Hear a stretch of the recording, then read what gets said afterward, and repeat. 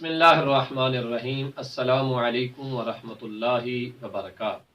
या अली मदद अलैहिस्सलातु वस्सलाम। मैं हूँ सैयद सकलैन हैदर नकवी अन-नजफी और आप देख रहे हैं हमारा फेसबुक और यूट्यूब चैनल शिया किड्स टीवी नजफे अशरफ।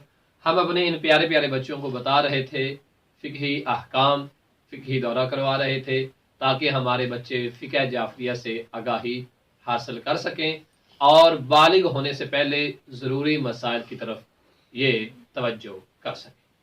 और इसमें हम अपने इन प्यारे बच्चों को बताएंगे इंशाअल्लाह ताला बैतुल खला में जाने के अहकाम।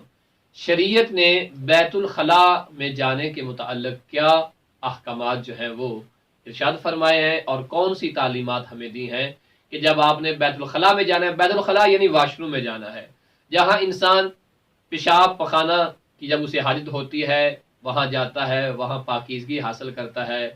तो फ़िक़ही इस्तिलाहात में उर्दू में जो है इसे बैतुल खला कहा जाता है।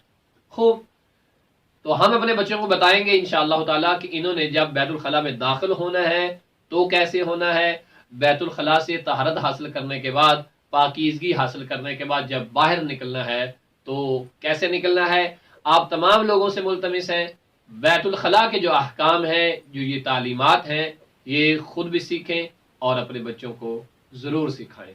इंशाअल्लाह ताला 12वीं वीडियो में हम इसके अहकाम ज़रूर बयान करेंगे। वसल्लल्लाहु अला मुहम्मद व आलिहि।